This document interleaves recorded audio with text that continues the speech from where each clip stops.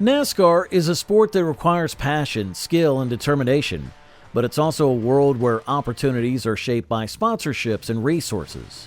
For many racers, the journey involves overcoming financial hurdles to stay on the track, and that's especially true for someone like Hailie Deegan, who's made a name for herself in the male-dominated world of motorsports.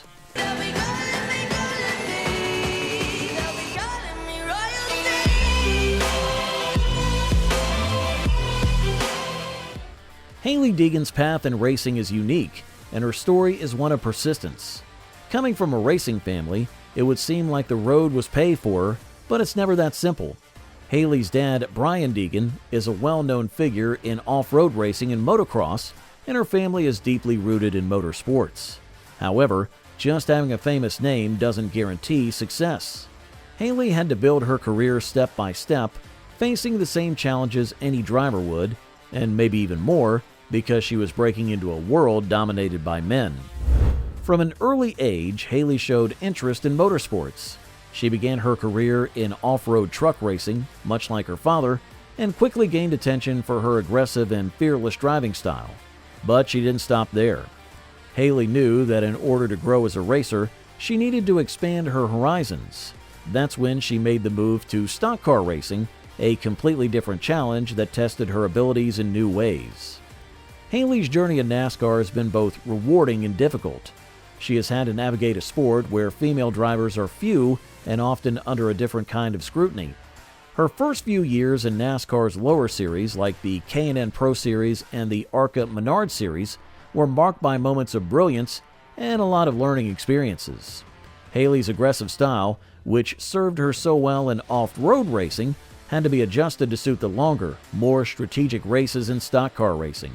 It was a learning curve, but she showed she could adapt.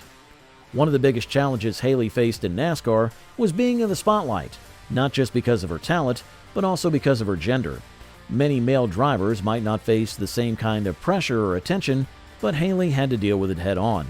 Every move she made, every race she entered was scrutinized, but she didn't shy away from the challenge. She embraced it and used it as motivation to get better and prove herself on the track. Her time in the NASCAR Truck Series was particularly challenging. Truck racing is known for being extremely competitive, and there's a lot of close contact on the track. Hailie found herself in situations where other drivers weren't shy about roughing her up, and it wasn't always easy to fight back. But as she gained more experience, she started to find her footing and began to show the potential that so many people saw in her from the start. Despite the challenges, Hailie's time in NASCAR wasn't without success. She made history by becoming the first female driver to win a race in the K&N Pro Series, which was a huge moment for her career. That victory showed that she had what it took to win at a high level and gave her the confidence to keep pushing forward even when things didn't go her way. However, Hailie's journey wasn't just about NASCAR. She's a driver who loves to race in any kind of vehicle on any kind of surface. From dirt racing to asphalt, from off-road trucks to open-wheel cars, Hailie has done it all. Her versatility as a driver is one of her biggest strengths, and it's something that has opened up new opportunities for her. Recently, Hailie made the move to IndyCar's NXT Series, which is the stepping stone to the prestigious IndyCar Series. The move marked a significant shift in her career.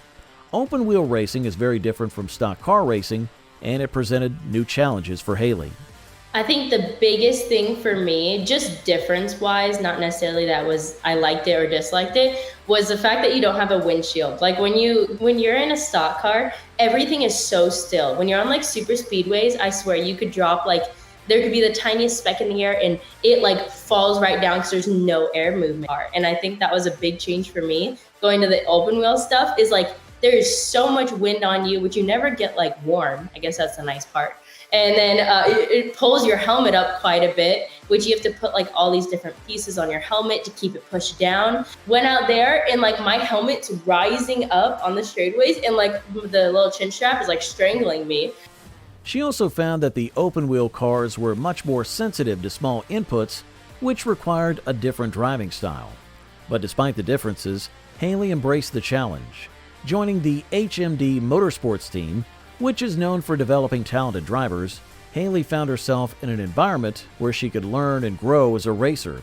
And I think the biggest selling point for me on HMD was the fact that I'd have so many teammates. And for me, the data side of things is unreal, like compared to NASCAR. SMT and NASCAR is kind of not great. And so it's definitely a new thing, having all that data to go off of, all the sensors everywhere, tell you your exact wheel input. Like, oh, I'm not slipping the tire yet. I see that this person's turning a little bit more in this corner. I could turn a little bit more and the car will still react good.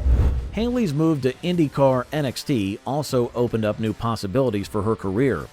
The series is a direct path to the IndyCar series, and for Hailie, the chance to potentially race in the Indianapolis 500, one of the biggest races in the world, and that's something she's excited about.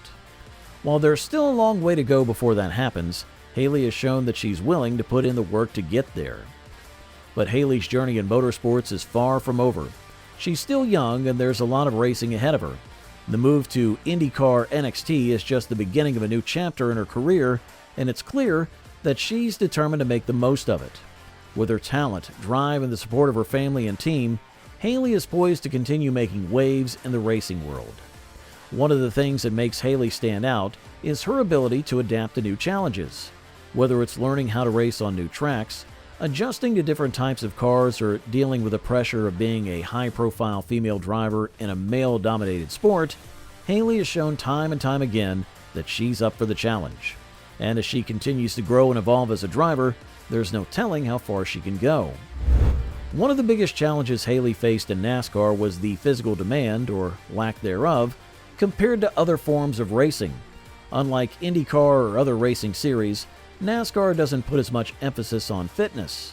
While NASCAR drivers face intense heat and long hours in the cars themselves have power steering, air conditioning, and cooling suits to help the driver stay comfortable.